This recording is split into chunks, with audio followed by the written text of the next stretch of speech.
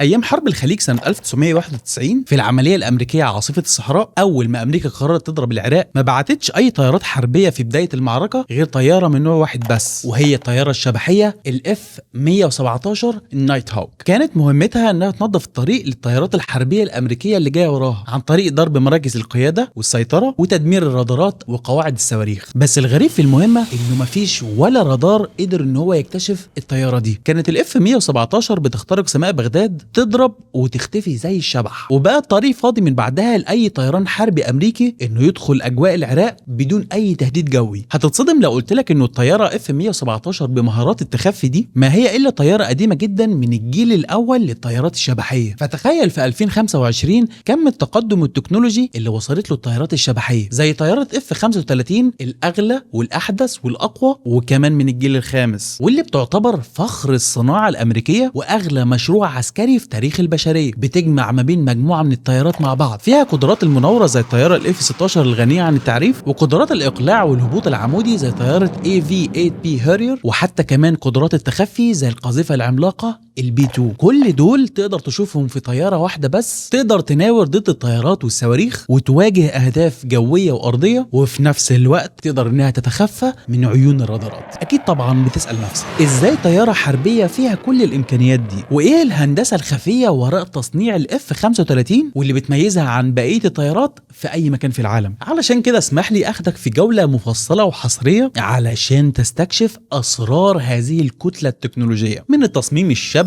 والخوذه اللي بتخلي الطيار يشوف من خلال جسم الطياره، وكمان البرمجيات اللي بتخليها اذكى من اي مقاتله تانية على وجه الارض. وعلى الرغم من كل القدرات دي الا انه في كتير من الدول قبل ما تقرر تشتري الاف 35 بدات تراجع قرارها وتسال نفسها سؤال مهم جدا: هل فعلا اللي بيشتري الاف 35 بيبقى واخد طياره متطوره، ولا يمكن يكون واخد طعم الكتروني ممكن امريكا توقفها له بضغطه زرار؟ اهلا بيك صديق البروف. لو بتفكر انك تشتري طياره اف 35 فخلينا اعمل لك ريفيو عميق قبل ما تشتريها. يمكن تحس انها مش قيمه مقابل سعر، او يكون فيها عيوب تصدمك، خصوصا انها مش طياره جديده، مش موديل السنه دي ولا السنه اللي فاتت ولا حتى 5 سنين فاتوا. عارف الطياره دي شغالين عليها من قد ايه؟ من 30 سنه، زي ما سمعت يا صديق البروف. طياره اف 35 بداوا العمل عليها رسميا سنه 1996، وده كان ضمن مشروع امريكي ضخم اسمه جوينت سترايك فايتر او GSF.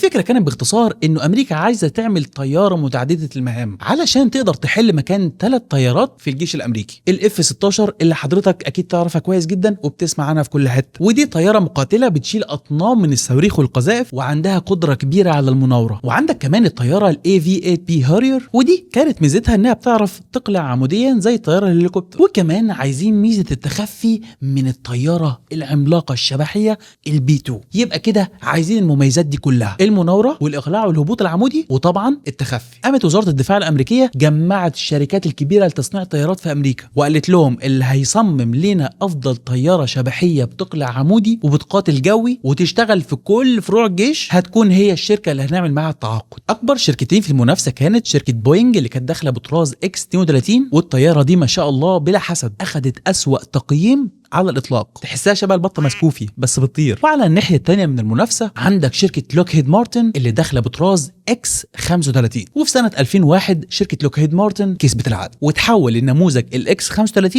للطياره اللي نعرفها دلوقتي الاف 35. كلام جميل كلام جميل. من وقتها بقى بدا التطوير والانتاج في الاف 35 اللي استمر لسنين طويله لحد ما اول نسخه دخلت الخدمه رسميا سنه 2015. يعني تقريبا قعدوا حوالي 20 سنه علشان يطوروا نموذج الاف 35. طبعا سؤال رايح جاي في بالك دلوقتي: لا مؤاخذه 20 سنه ليه يعني؟ ده حته طياره يعني ان راحت ولا جت؟ حته طياره؟ اهو استهزائك بالامور ده اللي جايبنا ورا يا بروف. اعتدل كده وركز لي في الكلمتين اللي جايين دول، واحده واحده هتفهم كل حاجه نفسك تفهمها بالتفصيل. الاف 35 اتاخرت سنين طويله رغم المليارات اللي اتصرفت عليها، لانه تقدر تقول كده انه كان في حاله من الطموح الامريكي الزايد عن اللزوم. يعني امريكا كانت عايزه طياره واحده بس وتخدم في نفس الوقت 3 فروع من الجيش: القوات الجويه الاير فورس، سلاح البحريه او النيفي، وكمان مشاة البحريه او المارينز. وكل فرع من القوات دي عايز حاجه مختلف. القوات الجويه عايزه طياره خفيفه وسريعه، قاموا عملوا لها نسخه الاف 35A. البحريه عايزه طياره عندها جناح كبير وعندها امكانيه الهبوط والاقلاع على حامله الطائرات، صمموا لها اصدار الاف 35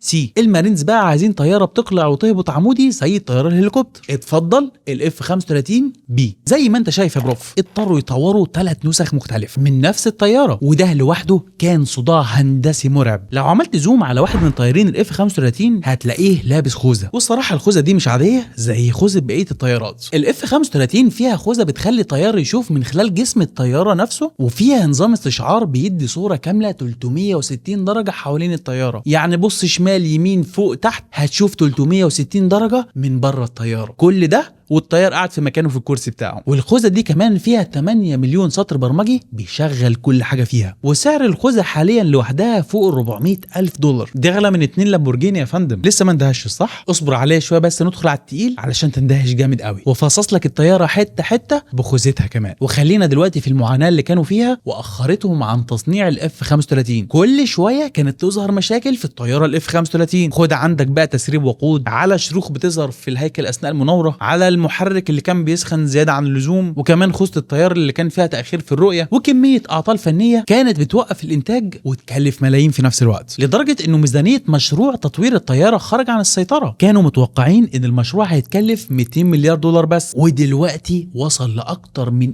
1700 مليار دولار مع تكاليف التشغيل والصيانه على مدار العمر. فالكونجرس الامريكي كان كل شويه يعترض على المصاريف دي، وشويه تانية كان البنتاجون بيدخل ويشوف نتائج المشروع، وخلوا المهندسين شغالين تحت ضغط سياسي رهيب. وبعد تجارب كتير جدا، اخيرا في 2015 وصلت شركه لوكهيد مارتن انهم يعملوا طياره بالمواصفات المطلوبه، قادره انها تطير وتنفذ المهام بدون اي مشاكل حساسه. مش ملاحظ كده ان انا بقالي شويه عمال اقول لك الامريكيه وامريكا والامريكان؟ لكن في معلومه لابد انك تعرفها، انه مش امريكا لوحدها اللي كانت في تصنيع طياره الاف 35. المشروع كان فيه دول تانية زي بريطانيا وايطاليا وهولندا وكندا والنرويج والدنمارك وحتى كمان تركيا. كل دوله ليها جزء بتصنعه او بتساهم بيه، بس امريكا هي اللي ماسكه الاجزاء السريه والحساسه في الطياره، وعلى راسهم السوفت وير، وهي المتحكم الاول والاخير في الطياره. يعني من الاخر امريكا معاها ريموت الكنترول بتاع الطياره. تقدر تقول ان كل الدول اللي اشترت الطياره دي ايا كان مكان الدول دي، فكأن الطياره دي ماشيه بسلك مربوط ومتوصل بالبنتاجون الامريكي. هفهمك النقطه دي كويس قوي، بس خليها في بالك دلوقتي علشان هنحتاجها قدام. لغايه هنا الدنيا حلوه جدا، وبقى عندك صوره اوليه مبسطه للمشروع اللي تبنى فكره الطياره الشبحيه الاف 35. انا عايزك تركن كل اللي فات على جنب دلوقتي، وخلينا اجاوبك على اهم سؤال شاغل بالك: ازاي الاف 35 بتتخفى من الرادارات، ومنين اصلا جاتهم فكره الستيلز او التخفي؟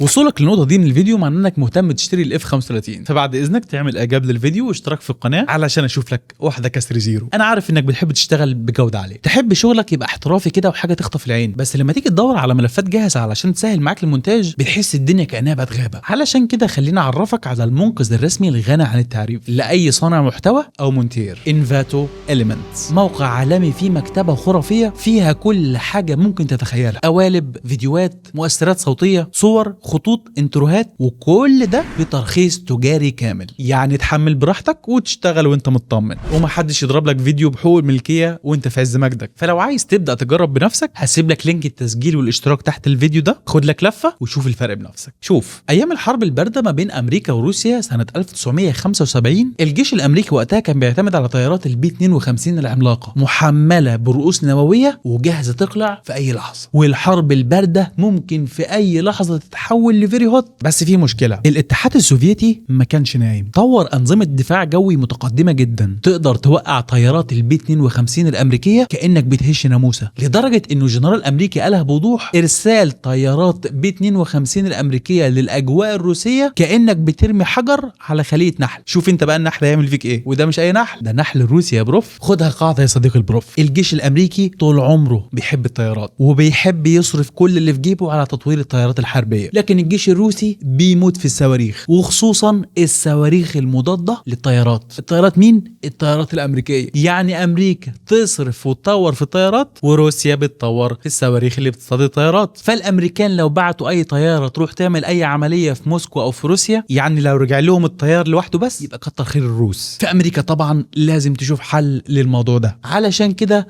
ظهر مشروع عسكري تكنولوجي سري مرعب اسمه ATB Advanced تكنولوجي بومر او تكنولوجيا القاذفات المتقدمه. وفكرته كانت مجنونه. الامريكان قالوا لك ايه؟ عايزين نصمم طياره شبحيه محدش يسمعها ولا يشوفها ولا يعرف مكانها فين، طياره تروح تضرب وترجع بدون ما الرادار يكون عارف انها دخلت المجال الجوي اصلا. ودي كانت النقطه الاساسيه اللي اتبنى عليها فكره الشبحيه او الستيلثنس. بس الغريب بقى انه الحل ده ما كانش جديد، ومش هتصدقني لو قلت لك انه امريكا هي اللي دمرته بايديها. حصل امتى وازاي الكلام ده عمل بروف؟ بعد انتهاء الحرب العالميه الثانيه بشويه سنه 1946 كان في مهندس طيران مجنون اسمه جاك نورثروب. كان راجل احلامه سابقه عصره بسنين. كان عايز يعمل طياره كلها عباره عن جناح، مفيش ديل ولا جسم ولا حتى ورك. كان عايز يعمل طياره كانها من الخيال العلمي، وفعلا قدر ان هو يعمل نموذج طياره اسمه واي بي 49. لكن للاسف وقتها الكمبيوترات ما كانتش متطوره كفايه علشان تتحكم في طياره عباره عن جناح بس، فكان الطيران بيها مرعب والطياره غير مستقره في الجو بنسبه كبيره. الجيش الامريكي قال لك مفيش وقت للكلام الفاضي ده، النموذج ده ملوش فايده. وفي سنه 1949 امريكا اعدمت بايديها كل النماذج اللي اتصنعت من الطياره دي بالكامل. لكن بعدها الجيش الامريكي في سنه 1978 رجع تاني يدور على تصميم طياره شبحيه متقدمه. ربنا ما يحطك بقى في الكسفه دي. امريكا رجعت تتعاقد مع شركه نورثروب بتاعه المهندس اللي دمروا له فكرته. والله احنا يا باشمهندس متاسفين على اللي حصل مننا المره اللي فاتت، بس المره دي جايين لك ومعانا فلوس كتير، ودلوقتي بقى موجود تكنولوجيا متقدمه اكتر تعرف تعمل بيها الطياره الشبحيه من تاني. ومن هنا بدا العمل على القاذفه بي 2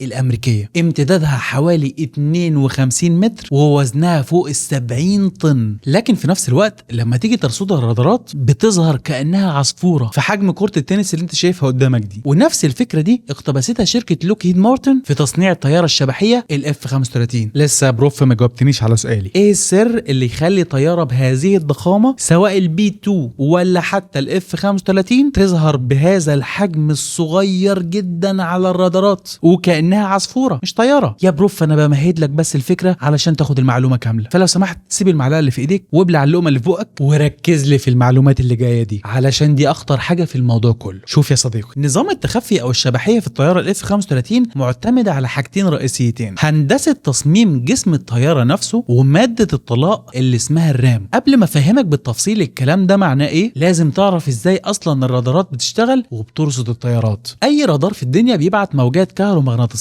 الكترومagnetic ويفز. ببساطه كانه عامل زي الكشاف. لو النور اللي طالع من الكشاف اصطدم في جسم قدامك هينعكس من عليه وتشوفه بعينيك. نفس الفكره مع الموجات الكهرومغناطيسيه اللي طالعه من الرادار. لو اصطدمت في جسم طياره، صاروخ او حتى طائر كبير جزء منها بيرتد ويرجع لنفس الرادار. يقوم الرادار يستقبل الموجات المرتده دي ويبدا يحللها. في عمليه التحليل او البروسيسنج الرادار بيحسب شويه حاجات. اول حاجه بيحسبها المسافه او بعد الهدف اللي رصده عن الرادار. هنفترض مثلا ان الموجه اللي طلعت وصدمت بالطياره رجعت بعد 1 من 10,000 ثانيه. ايه ده يا بروف؟ 1 من 10,000 ثانيه؟ دي موجات سريعه جدا. طبعا ما الموجات الكهرومغناطيسيه بتتحرك بسرعه الضوء. نسيت يا بروف في فيزياء الثانويه العامه ولا ايه؟ سرعه الضوء تقريبا 300,000 كيلومتر في الثانيه. يبقى المسافه بين الرادار والطياره هتتحسب من المعادله البسيطه: المسافه هتساوي الزمن في سرعه الموجه. نسينا حاجه يا بروف، محتاجين نقسم الناتج على 2 علشان المسافه دي رايح جاي، فاحنا عايزين واحده منهم بس. يبقى كده المسافه هتساوي كام؟ 300,000 اللي هي سرعه الضوء في الزمن اللي هو 1 من 10,000 ثانيه، وبعدين نقسم الناتج على 2 يبقى كده المسافه 15 كيلومتر. يبقى كده عرفنا ان الهدف بتاعنا على بعد 15 كيلومتر. تاني حاجه بقى بيحددها الرادار وهي سرعه الهدف. وفتح لي دماغك شويتين 3 في الحته دي علشان فيها شويه علم حلو كده من اللي انت بتحبه. الاساس اللي بيقدر بيه الرادار سرعه الهدف او الطياره مبني على فكره تاثير دوبلر او دوبلر شيفت افكت. الكلام مش صعب ما تقلقش، بسيط خالص وهاخدك واحده واحده تاتا تاتا. عمرك جربت قبل كده تسمع كلاكس عربيه نقل كبيره او سرينه عربيه اسعاف وهي معديه من قدامك؟ هتلاقيها وهي جايه عليك صوت الزماره بيكون مختلف وهي بتبعد عنك. ده لانه لما جسم يتحرك ناحيتك او يبعد عنك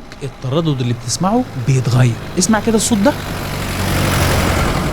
هو ده نفس الصوت اللي بتسمعه والعربيه جايه عليك، وصوت الزماره بيكون مختلف وهي بتبعد عنك. نفس الكلام بيحصل في الرادار، بس بدل الصوت احنا بنتكلم عن موجات كهرومغناطيسيه. لو الجسم بيتحرك ناحيه الرادار فالتردد المرتد بيزيد عن التردد بتاع الموجات اللي بعتها الرادار، اما لو الجسم بيبعد عن الرادار فالتردد المرتد هيقل. ومن الفرق بين التردد اللي بعته الرادار للتردد اللي استقبله بيقدر الرادار يقيس سرعه الهدف او الطياره، وهو ده مفهوم الدوبلر شيفت افكت. فالتردد اللي بعته الرادار هنسميه مثلا تردد ابتدائي. نقوم معوضين في المعادله البسيطه اللي قدامك دي، الفرق في التردد مضروب في سرعه الموجه مقسوم على مربع التردد الابتدائي، يطلع لك الناتج سرعه الهدف المرصود. يعني علشان عرفنا بس التغير في التردد ما بين اللي بعتناه واللي استقبلناه نقدر نحسب سرعه الهدف المتحرك بسهوله. لو فهمت الكلام ده لغايه هنا فانا اشهد لك انك عبقري يا صديقي البروف. وبرغم ان الكلام ده هنحتاجه قدام شويه وهرجع اسالك فيه، بس لو ما فهمتوش عادي مش مشكله، مش هيأثر على بقيه الحلقه. اللي بتقول كده يا بروف لانه الطياره الاف 35 هدفها اصلا انها تتخفى من الرادارات، ومش هتقدر انها تعمل كده الا عن طريق حاجه واحده بس، انه الموجات الكهرومغناطيسيه اللي ارسلها الرادار على الهدف او الطياره ما يرجعلوش منها اي موجات منعكسه قدر الامكان. وبالتالي الرادار لما ما يرجعلوش اي موجات منعكسه ما يقدرش انه يتتبع الطياره ولا يحس بوجود الطياره اصلا. كلام سليم، كلام سليم. ازاي بقى يا بروف الطياره الاف 35 ما تخليش موجات الرادار تنعكس من عليها وترجع تاني للرادار؟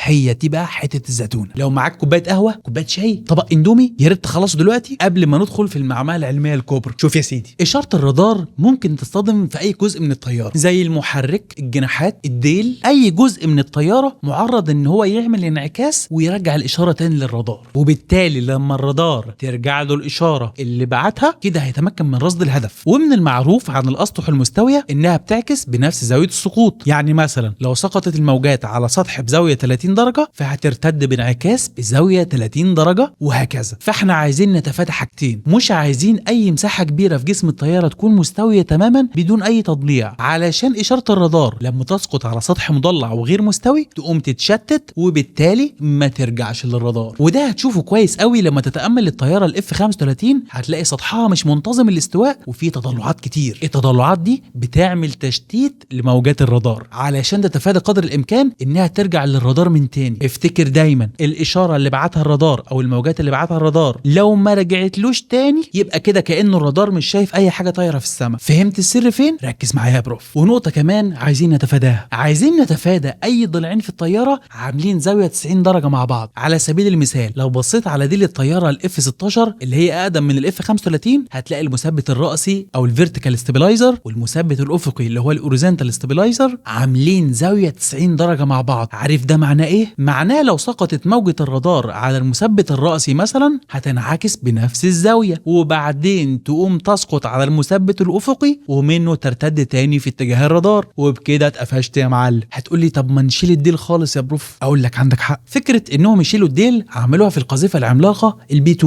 بس للاسف ده هيجي على حساب قدرتها على المناوره في الجو ضد الطيارات والصواريخ، لانه الديل في الطيارات مش معمول من فراغ، ده بيخلي الطياره تلف في الجو وتعمل مناورات بكل سهوله. لكن في التصميم الحديث للطياره اف 35 الشبحيه هتلاحظ انه شكل الديل مختلف تماما. المثبت الافقي والرأسي عاملين مع بعض شكل حرف في، يعني زاويه حاده بدل ال 90 درجه. ودي يا صديقي البروف هتفرق كتير. المره دي الموجات اللي جايه من الرادار لما تسقط على المثبت الرأسي وترتد عن المثبت الافقي مش هترجع في نفس اتجاه الموجات وهتاخد مسار تاني مختلف وبعيد عن الرادار، وبكده تفادينا انه الديل يعكس موجات الرادار في نفس اتجاه سقوط الموجه. يا ترى ايه تاني ممكن يكشف الطياره للرادار؟ يا بروف التجويف بتاع فتحات دخول الهواء للمحرك. الفتحات دي ممكن موجات الرادار تدخل فيها وتنعكس منها وترجع للرادار تاني. على سبيل المثال لو اخدت بالك من طياره اف 16 المشهوره عندها فتحه دخول الهواء للمحرك موجوده تحت الطياره، وبالتالي موجات الرادار تقدر تدخل جوه التجويف ده وترتد منه تاني للرادار. اما لو بصيت على الطياره الشبحيه بي 2 هتلاحظ انه فتحات دخول الهواء للمحركات فوق الطياره مش تحتها، وده بيديها قدرة اكتر على التخفي لان موجات الرادار ما بتطلعش فوق جناح الطيارة. بس للاسف ما نقدرش نطبق نفس الفكرة دي في الاف 35 لانها مش ثابتة في الجو ودايما بتعمل مناورات وبتلف كتير حوالين نفسها. فلو حطينا فتحات دخول الهواء فوق الطيارة ده ممكن بسهولة يخلي باتزانها وديناميكية الهواء والطيارة هتقع من نفسها، على عكس الطيارة البي 2 اللي ولا بتناور ولا يحزنون وما بتقدرش انها تلف وتتألف في الجو زي بقية الطيارات الحربية الخفيفة. اما في الاف 35 قال لك بدل ما نحط فتحات التهوية ولا فوق الطيارة ولا تحت الطيارة، هنحطها على جانبين الطيارة. ولو ركزت شوية في فتحتين دخول الهواء في الاف 35 هتلاحظ ان في نتوء او انتفاخ بسيط عند مداخل الفتحات. ده مش انتفاخ يا بروف، ده عندها خدود. لا يا ناصح، دي الطيارة حامل. الف مبروك. كل حاجة في الاف 35 ولو بسيطة جدا ليها هدف معمولة علشانه. كون ان فتحات دخول الهواء معمولة على جانبين الطيارة ده في حد ذاته ممكن يعمل مشكلة كبيرة جدا. شوف، الطيارة عموما وهي طايرة في الجو بيتكون عليها مجموعة من الطبقات من الهواء، منهم طبقة بتكون ملامسة قوي لجسم الطيارة، بس مشكلتها ان الهواء اللي فيها بيكون بطيء الحركة وبيسموه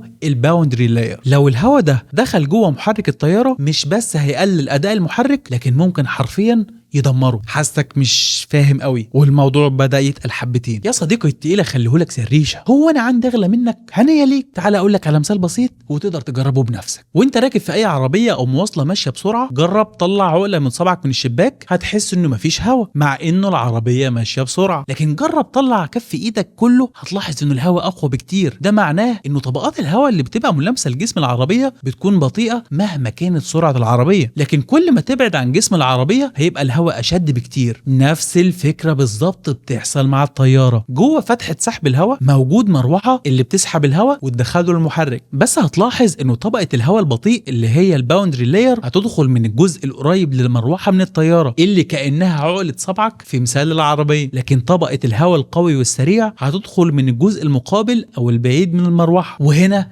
يحصل المصيبة الكبرى، عدم اتزان الضغط على جانبين المروحة. مع كل لفة بتلفها المروحة هيكون في جانب فيه ضغط ضعيف والجانب التاني ضغط قوي، تقوم المروحة تختل ومعاها تختل الطيارة، وشكرا كده الطيارة وقعت نفسها بنفسها. حتى لو بصيت على الطيارة الاف 16 هتلاحظ انهم عملوا طبقة صغيرة بتفصل ما بين جسم الطيارة وبين منفذ دخول الهواء للمحرك، علشان طبقة الهواء البطيء تعدي من الفاصل ده وما تدخلش من منفذ دخول الهواء للمحرك. كلام سليم جدا جدا جدا. هنحل ازاي بقى مشكلة الهواء في الطيارة الاف 35؟ الصراحة المشكلة دي كانت معضلة كبيرة جدا بالنسبة لمهندسين الطيران. ازاي نعزل طبقة الهواء البطيء السيء ونمنعه انه يدخل محرك الطيارة، نعزلها عن باقي طبقات الهواء القوي اللي المفروض يدخل للمحرك. تعال بقى كده نفكر شوية. ايه رأيك بقى لو جينا عند مدخل الهواء للمحرك وحطينا جهاز مشتت او دايفرتر علشان يفصل طبقة الهواء البطيء الملامس لجسم الطيارة ويرميه بره مدخل الهواء، وبقية الهواء القوي يدخل عادي للمحرك؟ فكرة حلوة وحلوة جدا، بس جهاز الدايفرتر ده جهاز كبير وتقيل وبيزود حوالي 30 ل 40% من وزن الطيارة، فبالتالي ده هيبطئ قوي من سرعة الطيارة وهتبقى اتقل في المناورة. فالحل دلوقتي ان احنا نعمل مشتت هوائي بدون ما يكون فيه مشتت،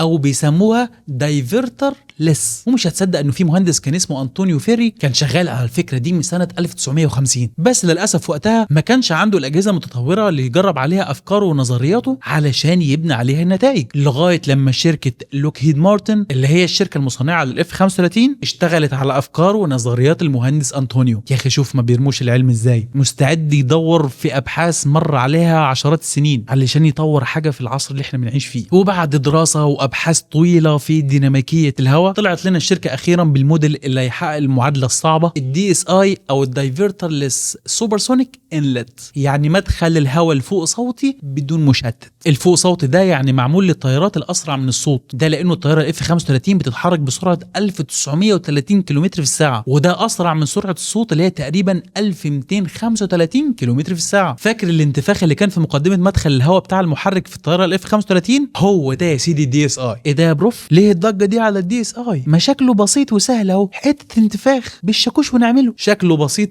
اي نعم، بس وراه تكنولوجيا وهندسة رهيبة. الانتفاخ ده يا صديق البروف معمول بتصميم يشتت الهواء البطيء السيء ويمنعه انه يدخل للمحرك، وفي نفس الوقت يدخل الهواء القوي وبس. وكمان معمول بتصميم يشتت موجات الرادار علشان ما تدخلش في فتحة الهواء للمحرك، وبالتالي يساعد اكتر على تخفي الطيارة. وبما انه مشتت عبارة عن انتفاخ او نتوء يعني بدون جهاز التشتيت التقيل اللي اتكلمنا عنه من شوية، فده يخفف من وزن الطيارة بحوالي 30%. كلام عظيم واختراع عظمة ودماغ هندسية يشهد لها الصراحة. انت المفروض بعد الحلقة دي تكلم الحاج يشتري لك طيارة، قول له يا حاج انا عرفت كل حاجة في الطيارة وهبقى طيار قد الدنيا، ومش اي طيارة طياره، ده الاف 35. سؤال يا بروف، انا لغايه دلوقتي ما شفتش الطياره دي شايله صواريخ، تكونش بتضرب بسله تقريبا كده؟ ببجي لحست دماغك يا بروف، خلاص ما تكلمش الحاج، خساره فيك الاف 35. اوعى تزعل، خلص الحلقه وكلمه وهات لي طياره معاك. لو بصيت على تصميم الطياره من تحت عيب، هتلاحظ انه مفيش فعلا صواريخ ولا اي شيء، بس لو ركزت اكتر هتلاحظ انه في اماكن بتدل على انه في فتحات مخفيه. اكيد شفت الطياره المدنيه كذا مره وهي بتهبط في المطار، هتلاقيها بتفتح ابواب مخفيه لعجلات الهبوط، لكن وقت الاقلاع بتلم العجلات دي تاني في نفس الاماكن المخفيه. ده بالظبط اللي بيحصل مع الاف 35، بس بالاضافه لانها بتخفي عجلاتها الا انها كمان بتخفي الصواريخ والمقذوفات، بتخفي فتحه اطلاق الفليرز اللي بتستخدمها لتجنب صواريخ التتبع الحراري، وكمان فيها غرفه مخصصه للمدفع الرشاش الجانبي، حتى سلم الطيار. كل دول مخفيين جوه بطن الطياره، لان كل المعدات دي لو بره جسم الطياره فهتسهل من اكتشافها الموجات الرادار اللي هتنعكس على المكونات اللي بره دي. حتى الفتحات دي يا صديق البروف مش معموله بشكل حواف مستويه، لكنها شكل مضلع من الحواف علشان يساعد على تشتيت واضعاف موجات الرادار لما تسقط على جسم الطياره. واخدين بالهم من كل حاجه ولاد الذين، حتى اتفه وابسط التفاصيل عاملينها بغرض هندسي علشان يديلك اكبر قدر من التخفي. بس يا صديق البروف، رغم كل الدقه دي في تصميم هيكل الطياره الاف 35 الا انه مش كفايه علشان يديلك التخفي المطلوب، ولازم نضيف التاتش الاخير او اللمسه الاخير، اللمسه اللي محدش يعرف اي حاجه عن اسرارها غير امريكا نفسها، ولا حتى شات جي بي تي يا بروف. شات جي بي تي مين؟ ولا حتى طيار الاف 35 نفسه يعرف حاجه عن السر ده. بس انا عارف، تعال اقول لك. الاف 35 مدهونه او عليها طبقه من ماده سريه جدا اسمها رام او ريدر ابزوربنت ماتيريال. وظيفتها ببساطه انها ماده من مكونات معينه لما تسقط عليها موجات الرادار بتمتصها، وبالتالي مش هيرجع منها حاجه تاني للرادار. بتتكون من ايه الماده السحريه دي بقى؟ الله اعلم. ما انت قلت لي يا بروف انك عارف من شويه، كنت بضحك عليك بس عشان تكمل معايا الحلقه الحته دي. كل اللي اقدر اقوله لك هو مجرد تخمين لمكونات الماده دي. معظم التخمينات والاعتقادات بتقول انها مكونه من بوليمرات مطعمه بجزيئات موصله زي الكربون، الحديد او الجرافيت، وبيكون عباره عن مجموعه طبقات مش طبقه واحده، لانه الرادارات مش نوع واحد، في رادار عالي التردد وفي رادار منخفض التردد، فكل طبقه بتتعامل مع نوع معين من الاشارات، وبتقدر تمتص موجات الرادار من تردد 1/10 ميجا هرتز لغايه 60 جيجا هرتز، ودي بتغطي نطاق كبير جدا من ترددات الرادارات، خصوصا الترددات اللي بتستخدمها رادارات مين؟ الروس، العدو الاول والاكبر لامريكا، زي نظام الدفاع الجوي الروسي الاس 400. على فكره دلوقتي بقى فيه الاس 500 بس لسه ما زالت تحت تجربه وتطوير، ومعموله خصيصا علشان تصطاد الاف 35 الامريكيه. هتصطادها ازاي يا بروف؟ اما يعملوها يا بروف هبقى اقول لك، طول ما هم لسه ما عملوهاش ما تطلبش مني حاجه. المهم، ماده الرام بتاعه التخفي دي ليها خصائص مغناطيسيه وكهربائيه معينه بتقلل الانعكاس وبتحول الطاقه الكهرومغناطيسيه بتاعه الرادار لطاقه حراريه ضعيفه جدا ما تتسجلش، وكانها بتفنيها او بتبددها. عندك سؤال جميل هنا، هل الطياره كلها مدهونه بالماده دي؟ والجواب التخميني مش شرط تكون كلها، ولكن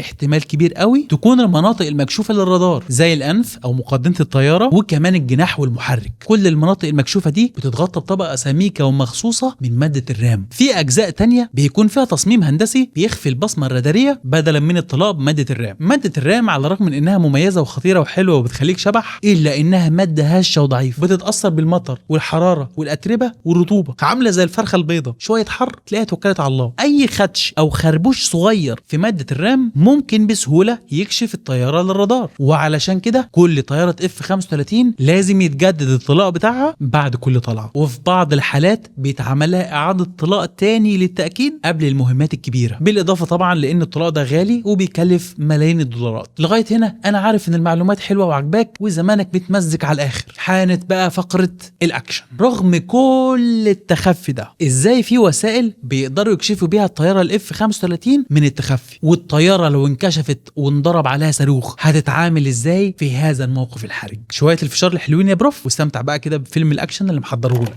مبدئيا مفيش حاجه اسمها طياره لا تهزم، واي طياره معرضه للاسقاط حتى لو كانت شبحيه. قبلها الاف 117 اللي كلمتك عنها في اول الحلقه خدت لها صاروخين عادي ووقعت. بس المشكله مع الطياره الاف 35 في مدى صعوبه رصدها. طياره زي الاف 35 بتظهر على الرادار كانها في حجم كره تنس او عصفور صغير. موقف زي ده نعرف من فين اذا كانت طياره ولا عصفوره؟ ركز معايا بقى في المعلومه الصغيره دي. اي جسم بيتم رصده على الرادار بيكون له RCS او ريدر كروس سيكشن، يعني مساحة الجسم الظاهرة للرادار. كل ما الجسم المرصود كان حجمه أكبر وفيه زوايا بتعكس الموجات ناحية الرادار، كل ما رصده يبقى أسهل. والعكس صحيح، عندك في حالة زي الطيارة الاف 35 اللي سطحها بيشتت موجات الرادار وكمان مدهونة بمادة امتصاص موجات الرادار اللي هي مادة الرام، هيرجع للرادار جزء ضعيف جدا من الموجات اللي بعتها. علشان كده الار سي اس اللي بيظهر على الرادار من الطيارة الاف 35 بيكون في حجم كرة التنس، وكأنه ده بس هو الحجم المكشوف من الطيارة الاف 35 وباقي الأجزاء مخفية. علشان كده بنستخدم أكتر من نوع من الرادارات، كل واحد فيهم بيكون شغال بطريقة مختلفة. وهنا بقى بيجي دور حاجة اسمها الداتا فيوجن أو دمج البيانات من أكتر من مصدر مختلف. بناخد البيانات من رادار إيجابي ومن رادار حراري ومن رادار سلبي علشان يأكدوا هل في طيارة دخلت المجال ولا لا. اللي هي بروف في انواع الرادارات الغريبه اللي قلتها دي. والله باين عليك انك اتحمست يا بروف وشكلك مش عايز تفوت ولا فتفوته. طب والله ما انا مزعلك، فتح لي دماغك في الزبده اللي جايه دي. كل الحدوته اللي كلمتك عنها في الرادارات والموجات الكهرومغناطيسيه دي بيسموها رادارات ايجابيه او نشطه علشان بتبعت موجات. الموضوع كانك معاك كشاف وماشي في الضلمه، اي حاجه هتشوفها في الضلمه فهي بسبب نور الكشاف اللي في ايديك. والنوع ده من الرادارات زي ما قلت لك سهل الاف 35 تتخفى منه. لكن في نوع تاني من الرادارات اسمه الرادار السلبي، وده اول اعداء الاف 35. ده يا باشا رادار ما بيبعتش اي موجات اصلا، هو بيسمعه بس، بيفضل رامي ودانه للجو علشان يسمع اي حاجه معديه. هيسمعها ازاي طيب يا بروف؟ شوف، في الجو حوالينا ملايين الاشارات، اشارات راديو، على اشارات تلفزيون، على شبكات الموبايل، على اشارات الاقمار الصناعيه، وحتى اشارات الانترنت الفضائي او الستار لينك. كل الاشارات دي ماشيه حوالينا في الجو بشكل طبيعي. لما طياره شبحيه تعدي من وسط الاشارات دي فبتاثر عليها وبتعمل زي خلل بسيط، زي الاشارات دي بتنحني، بتتكسر او بتتاخر بلحظات بسيطه. اهو الرادار السلبي بقى قاعد يراقب كل ده، واول ما يحس التغير في الاشاره اللي بيلقطها يقول لك ان في جسم غريب دخل الاجواء، بعدين يبعت احداثيات مبدئيه لمنظومه الصواريخ علشان يتم التعامل مع الهدف. الرادار السلبي عامل بالظبط كانك ماشي في الضلمه ومش معاك كشاف، بس رغم كده بتشوف اللي رايح واللي جاي في الضلمه، من نور العمود والعربيات اللي في الشارع، ومن النور اللي طالع من عند الجيران، ان شاء الله حتى النور القمر. كده انت بقيت تمام التمام في الرادار السلبي. نيجي بقى للنوع الثالث من الرادارات وهو الرادار الحراري، واسمه التقني نظام التتبع بالاشعه الحمراء او الانفراريد سيرش اند تراك. وده برضه ما بيبعتش اشارات، لكنه بيشتغل على انه يكتشف الحراره، زي الحراره اللي طالعه من مين؟ زي الحراره اللي طالعه من محرك الطياره. كلام سليم وتمام التمام. لو الرادارات دي كلها اجمعت على انه في طياره شبحيه دخلت الاجواء بيتم اطلاق صاروخ ليها من اقرب منظومه صواريخ دفاع جوي. لكن الاف 35 زي ما هي مجهزه انها تتعامل مع الرادارات، برضه مجهزه انها تتعامل مع الصواريخ وبتكنولوجيا ذكيه جدا. في لوحه في مؤخره الطياره لما بتتفتح بيخرج منها جهاز تشويش مربوط بالطياره، والجهاز التافه الصغير ده بيقدر يحمي الطياره من الصواريخ بطريقتين اتنين. اول طريقه انه بيحاول يعطل الصاروخ في الجو قبل ما يوصل للطياره، وخصوصا الصواريخ اللي بتستخدم التوجيه الراداري اللي بياخد اوامر توجيهه من الرادار. فالجهاز الصغير ده بيعمل تشويش على الاوامر اللي بياخدها الصاروخ، وبيعطل خوارزميات التتبع اللي بتوجه الصاروخ لهدفه. وبالتالي الصاروخ لما يفقد الاتصال مع اوامر التوجيه بسبب التشويش يقوم الصاروخ يضيع في الجو ويفقد تركيزه على الطياره. بس لو الصاروخ متطور والتشويش مش جايب معاه نتيجه وخلاص مصمم انه يروح للطياره، هنا بيحاول الجهاز يوهم الصاروخ ان هو الطياره عن طريق انه بيحاكي بصمه التتبع الراداريه للطياره وكانه بينتحل شخصيتها. فبدل ما الصاروخ يتجه للطياره يقوم يتجه للجهاز الصغير ده وينفجر فيه بدل ما ينفجر في الطياره. دلوقتي الاف 35 بقت ماشيه من غير جهاز التشويش اللي وراها لانه اتدمر خلاص من الصاروخ الاول. طب لو انضرب عليها صاروخ تاني هتعمل ايه؟ والله هنا بقى بترجع للطيار نفسه، هو وشطارته بقى في تفادي الصاروخ. وعايزك ما تستهونش بالطيار، الطيار لابس خوذه متطوره جدا ومصممه خصيصا للطياره الاف 35. سعر الخوذه لوحدها بس عامل $400,000. سعرها المبالغ فيه ده مخليها مش مجرد خوذه عاديه، دي بتخلي الطيار يشوف 360 درجه حوالين الطياره في كل الاتجاهات، وبتديله كل المعلومات لحظه بلحظه على شاشه في الخوذه نفسها، وبيظهر عليه التحذير من الطيارات والصواريخ واي حاجه بتستهدف الطياره. يكفي بس انه الطيار لما يجي يوجه الصاروخ علشان يضرب اي هدف او اي طياره قدامه ما عليه غير انه يلف وشه في الاتجاه اللي هو عايزه، والصاروخ هيمشي مع نظرات عينيه واتجاه راسه. حته خوذه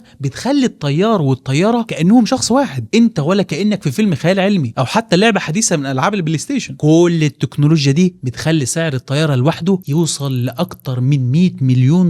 بس قبل بتفكر تشتري الطياره الاف 35 لازم اقول لك على عيب، وعيب قاتل كمان، بيخلي كتير من الدول تتجنب شراء الطياره الاف 35، خصوصا لو انت دوله مستقله مش زي الدول اللي هي سمعا وطاعه يا امريكا. ربنا كرمك واشتريت لك 3 4 طيارات اف 35، وفي فتره ما حصل ما بين دولتك وما بين امريكا خلاف او توتر سياسي. في يوم من الايام اخدت طيارتك وطلع تعمل ضربه جويه بالاف 35، فجاه تلاقي كل الطيارات الشبحيه واقفه مكانها، لا بتهش ولا بتنش، لا راضيه تطير ولا راضيه تاخد اوامر، وبقت زي الخرده حرفيا. يا خساره الملايين اللي دفعناها، دي طياراتنا بتاعتنا مش بتطير ليه؟ عايز اقول لك يا صديقي البروف ان الطياره الاف 35 مش مجرد طياره عاديه زي ما قلت لك مليون مره من اول حلقه، دي طياره فيها اكتر من 8 مليون سطر برمجي. البرمجيات دي كلها من تطوير امريكا وامريكا بس، وبالتالي امريكا تقدر تعطل لك الطياره دي عن بعد عن طريق حاجه اسمها باب برمجي خلفي او باك دور. والباك دور ده ببساطه عباره عن مدخل سري جوه السوفت وير بيسمح للي برمج النظام انه يدخل للسوفت وير ويتحكم في الطياره. نظام التشغيل الاساسي للطياره او الاو دي اي ان بيتصل بالسيرفرات الامريكيه باستمرار علشان يتاكد من التحديثات والفحوصات، وكمان يسجل المهمات اللي عملتها الطياره. يعني امريكا ممكن تعرف انت استخدمت الطياره امتى وفين وازاي، والتدخل ده بيسمح لامريكا تعطل اي شيء في الطياره، تعطل الخوذه، تعطل رادار الطياره وانظمه الاتصال، او حتى تخلي الطياره في وضع تدريبي الامن. يعني الطياره ما تقدرش تضرب صواريخ ولا حتى طلقه واحده. انت كمستخدم مش بتمتلك الطياره 100%، انت كانك واخدها بنظام ترخيص. لو انت تابع لامريكا وملتزم هتاخد سلاح خارق، بس لو انت مش بتسمع الكلام يا واد يا شاء انت طنط امريكا تسحب الترخيص واللعبه اللي في ايدك تبوظ، والاف 35 تتحول لحته حديده بس بجناحين. ازيدك من الشعر بيت، تركيا كانت واحده من اوائل الدول اللي شاركت في تصنيع الطياره الاف 35، ومع كده امريكا شالتها من البرنامج بعد لما تركيا اشترت منظومه الاس 400 من روسيا، وكانت شحنه الطيارات خلاص جاهزه لكنها اتحجزت واتمنعت تركيا من استلامها، وامريكا قالت لهم بقى خلاص ما فيش اف 35. في امريكا ما بتديش الاف 35 الا